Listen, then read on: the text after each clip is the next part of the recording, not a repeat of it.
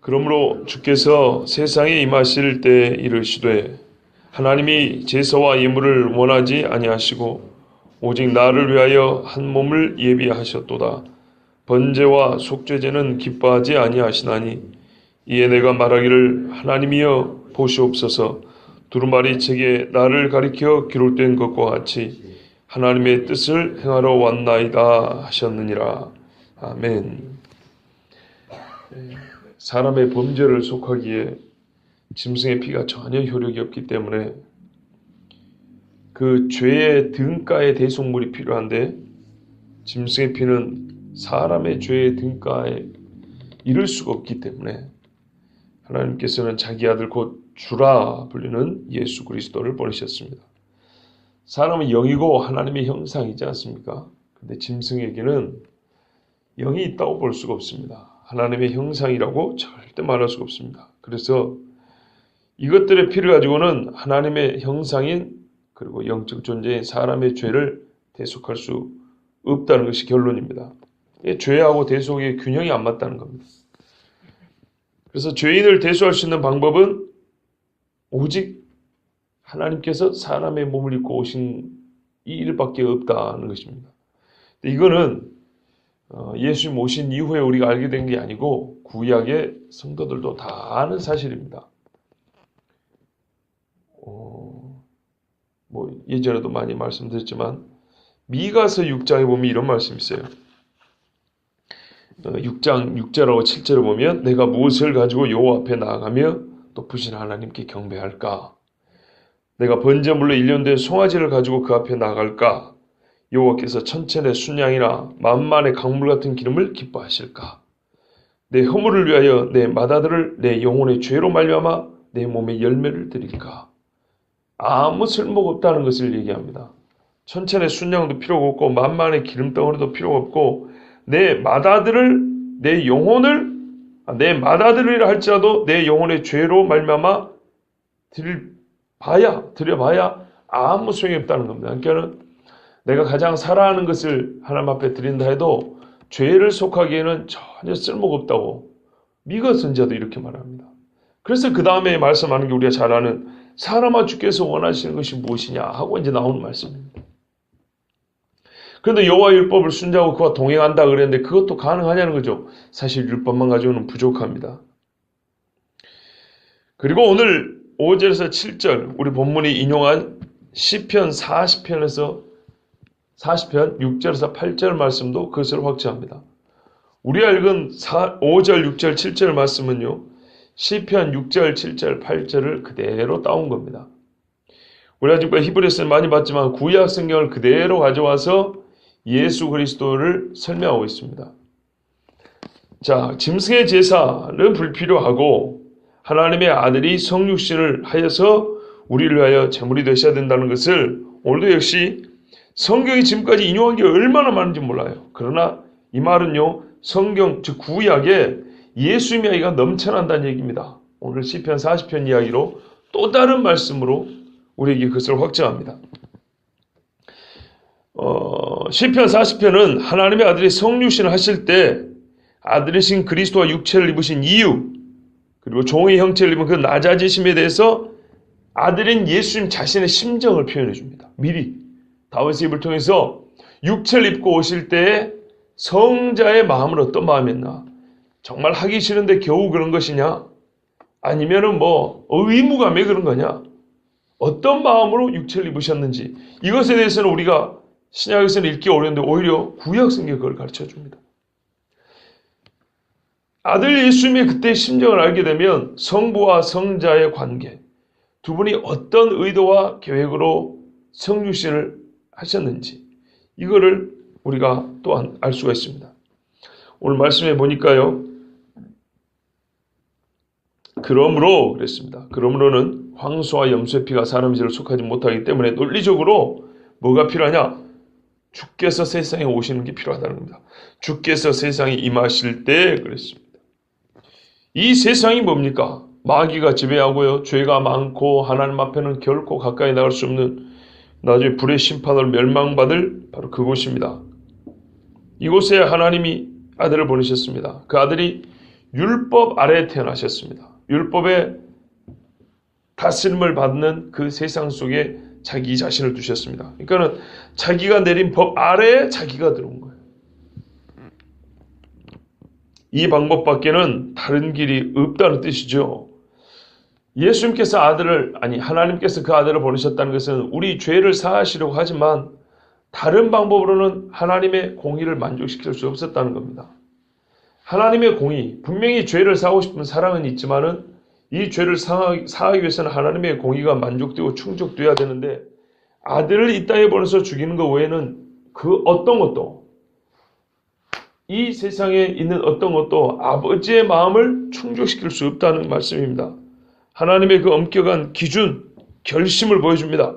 다른 길은 없다고 사도행전을 그렇게 말씀하지 않습니까? 그래서 이 주님을 세상에 임하게 하셨습니다.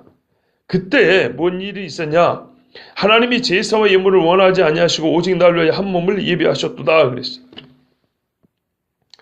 제사와 예물, 속죄와 번제와 여러 가지 헌물들을 하나님이 원하지 않으셨습니다. 그러니까 하나님께서 그리스도 예수를 통해 세울 제도는 이런 율법의 제도와는 다르다는 겁니다. 그것들이 이루지 못한 일을 하겠다는 겁니다.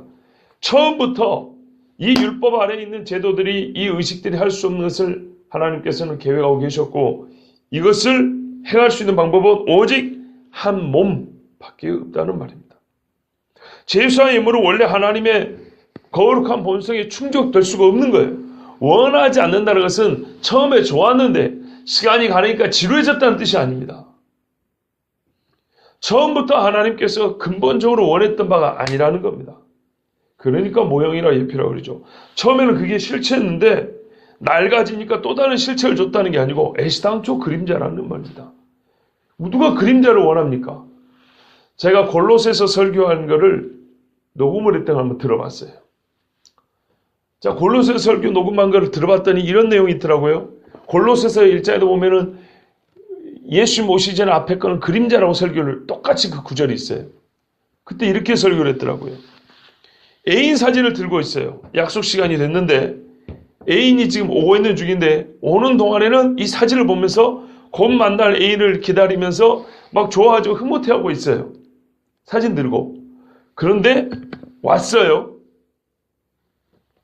뭐 남자친구가 됐든 여자친구가 됐든 왔단 말이에요. 왔는데 온 애인 얼굴을 안 보고 사진을 보고 여전히 아이고 언제 올까 이쁘다 멋지다 이러고 있는 거예요. 기억 안 나시죠? 저도 안 나요. 근데 들어보니까 있더라고요. 다시 들어보니까 상당히 어울리는 비유인 거예요. 사진 이거 뭡니까? 종이에다가 잉크로 발라 찍어 놓은 거 아닙니까? 비슷하게. 그죠? 실체가 아닙니다.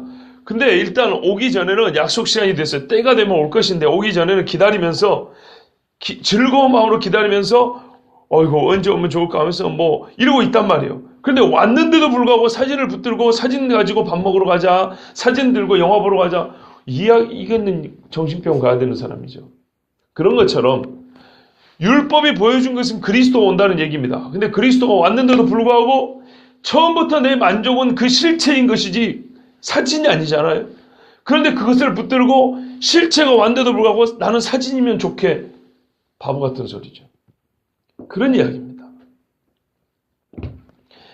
제사와 예물을 원하지 아니하시고 처음부터 하나님께서는 우리 죄를 사하시려고 한 몸 육신을 입은 자기 아들을 원하셨어요.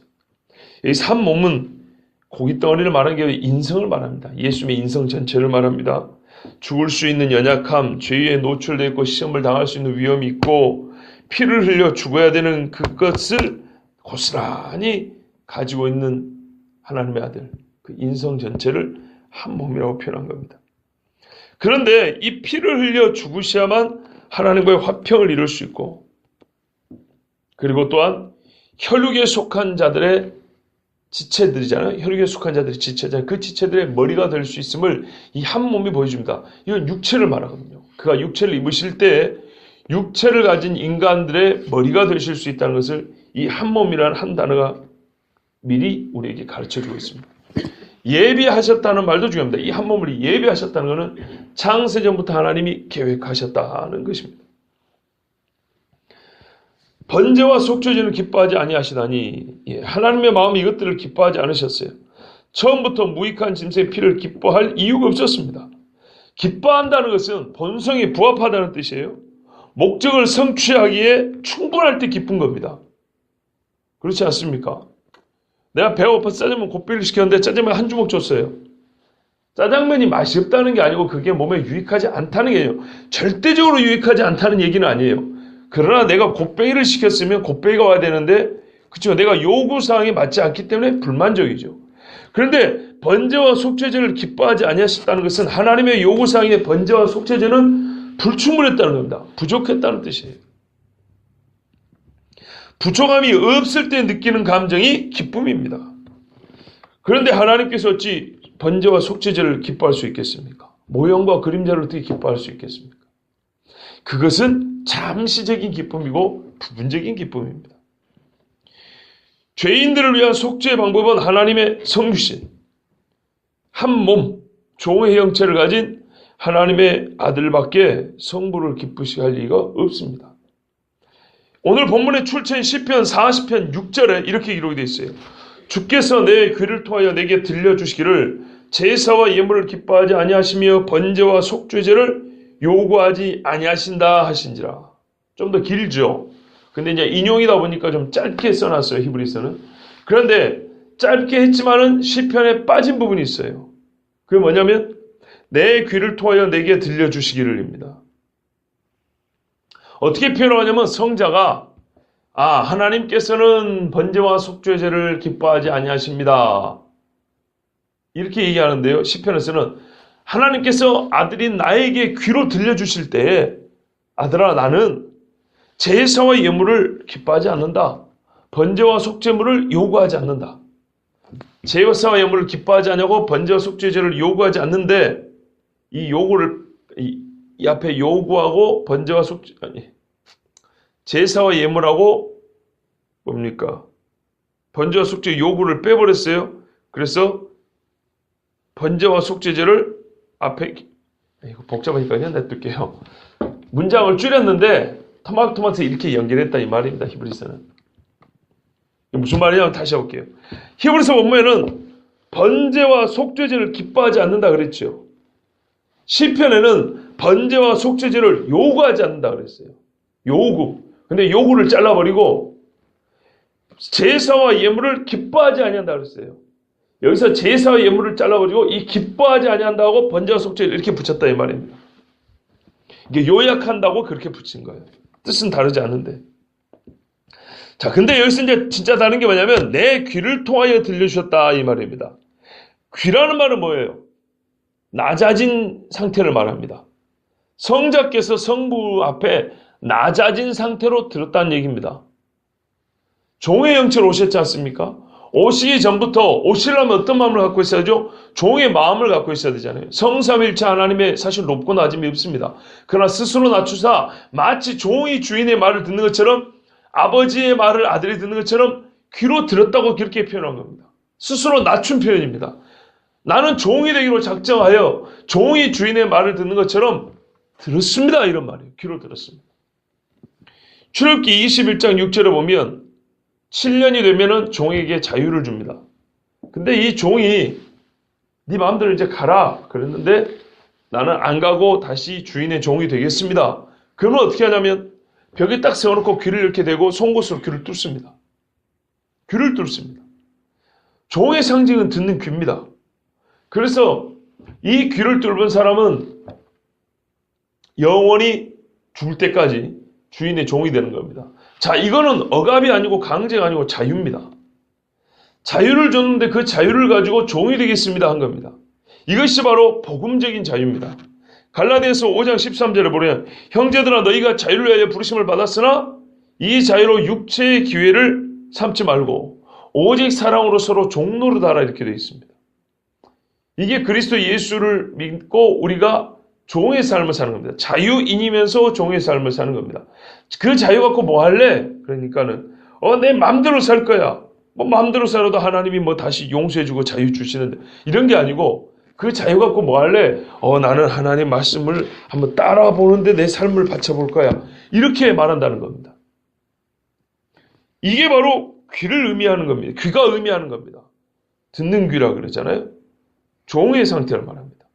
성자께서 아버지의 뜻을 무슨 귀로 이렇게 들을 필요 없죠. 그런 이렇게 표현한 거는 그거를 수락하는 마음으로, 순종하는 마음으로 종인 것처럼 그렇게 듣고 이 땅에 육체를 입고 오셨다는 말입니다.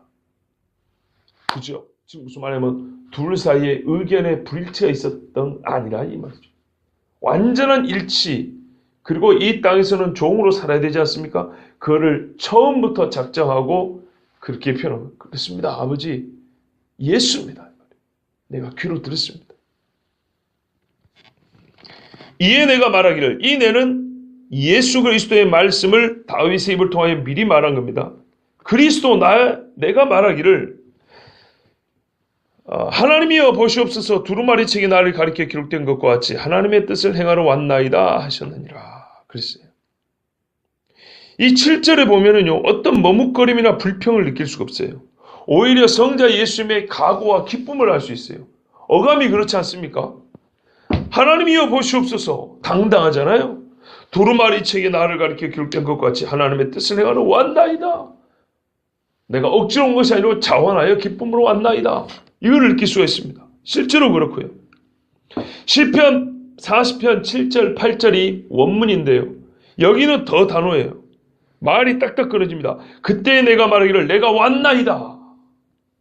나를 가리켜 기록한 것이 두루마리 책에 있나이다. 나의 하나님이여 내가 주의 뜻 행하기를 즐기오니. 여기 즐기오니가 있어요. 우리 본문에 빠진 겁니다. 얘기는 요약이다 보니까, 요약 인용이다 보니까 그렇지만 원문에는 내가 주의 법을 주의 뜻 행하기를 즐기오니. 그래서 성자 예수님이 처음부터 즐겁게 왔던 겁니다. 그러니까 이게 인용이지만 히브리서도 그런 어감이 나타난 거고요. 원문인 시편에는 그 뜻이 있는 그대로 구체적으로 기록이 되어 있습니다. 나는 아버지의 뜻 행하기를 즐깁니다. 그리고 주의 법이 내 심중에 있나이다 하였나이다. 여기까지 기록이 되어 있어요. 근데 히브리서는 이 뒷부분까지 인용을 안 했어요. 왜냐하면 지금 이거는 구약의 제사하고 비교하려는 본문이다 보니까 굳이 다는 쓰지 않았지만 시편에는 예수 그리스도께서 즐겁고 하나님의 법을 마음의 심중에 두고, 즉 일치된 마음과 완전한 동의로 이 땅에 오셨다는 것을 정확하게 드러내줍니다. 성부께서 모세를 통하여 주신 율법책에 성자의 철저한 순종, 사람이 순종하라고 주신 책이지만 성자께서 모세를 통하여 주신 책에 기록된 말씀을 본인이 순종하겠다는 그런 기쁨과 자원하는 뜻을 보여주셨습니다. 스스로 동의하고 실행할 것을 선포하고 이 땅에 온 거예요. 나를 가리켜 기록된 대로 제가 왔습니다. 기록된 대로 이제는 살겠습니다. 라고 자기 입으로 그렇게 말하는 거예요. 성육신의 목적과 의의에 대하여, 즉 아버지의 기쁨을 위하여 모든 일을 수행할 것임을 스스로 천명하고 예수님께서는 이 땅에 오셨습니다. 내가 주의 뜻 행하기를 즐기오니 주의 법이 나의 심중에 있나이다. 그래서 예수님께서 이 땅에 오셨을 때 나는 아버지의 뜻을 행하러 왔고 아버지의 말을 너에게 전한다 그랬지 않습니까? 철저히 그것을 기쁨을 행하셨습니다.